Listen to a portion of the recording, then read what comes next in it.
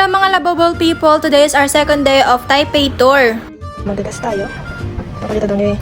Bale, online payment sila guys dito. Kung sa Pinas, ang palaging ginagamit ay GCash, dito naman ay Line Pay. Tapos nagtaka ako guys kasi sobrang mura ng kanilang gas dito kumpara sa Pinas. At after namin magpagas guys, eto na nga on the way na kami sa ating pupuntahan. Nag-stop over lang kami saglit dito sa may White Sand Beach kasi gustong gusto ko na rin makaamoy ng hangin ng dagat. After nya, dumiretso na kami ulit sa pagdadrive. Punta sa Yelyu Geo Park. Bale, bumili tayo ng ticket na dalawa for adult. Tapos sa likod niya, meron itong mapa. Tara guys, ayun na nga, bungad pa lang guys, marami na talagang tao na dumadalo dito sa Yelyu Geo Park. At pagpasok mo, ito na nga guys, bumubungad na ang mga rock formations.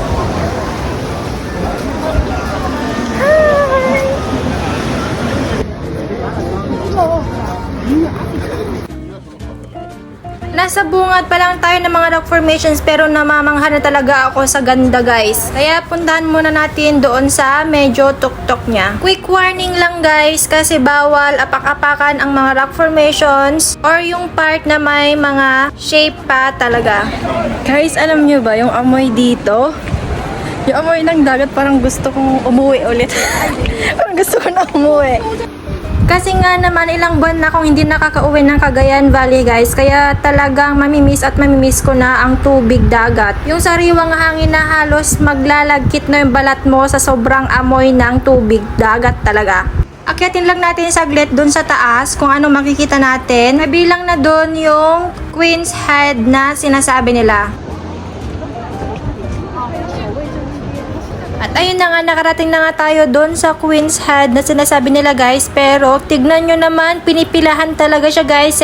Kaya pumila na rin kami para makipag-picture. Ang haba-haba ng pila niya guys. Tapos depende pa yan, wala yung oras-oras. Depende yan sa tao kung hanggang kailan siya magpipicture. Ang dami nakapark kaninang nakabus guys. So ibig sabihin madami talagang tao, madaming turista. So ito yun siya guys, yung Queen's Head. Sobrang nipis na doon sa leeg niya part. Kaya talaga naman na nagwa-warning at inaalagaan talaga nila. After nyan, naglakad-lakad na lang kami ni Papa dito sa paligid niya. At kung may makikita kang red line, warning yan guys na bawal kang mapak simula sa linyang iyan. Tulad na lamang ng linyang ito guys sa likod ko.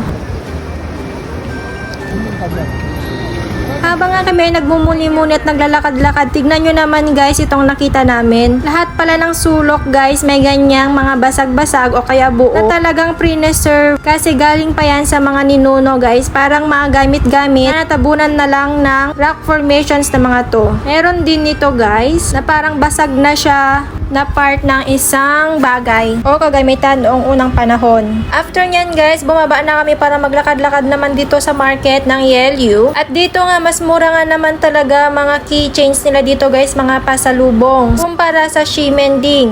Buti na lang may nagsabi sa amin sa Ximending kagabi na Pilipina din na mas mura nga talaga dito sa Geo Park ang mga bilihin kung pasalubong lang naman ang pag-uusapan. Syempre di mawawala guys ang mga free taste kaya nagmukbang na ako dyan. Mga prutas, mga daing at iba't iba pang mga produkto ng mga Taiwanese.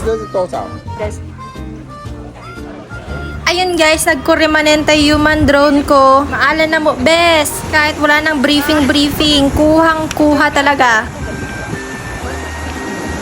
Opak, di na kailangan ng drone. 0.5 at matangkad na papalang carry bells na. Tapos lagyan mo lang ng background music na minumulto na ako ng damdamin ko.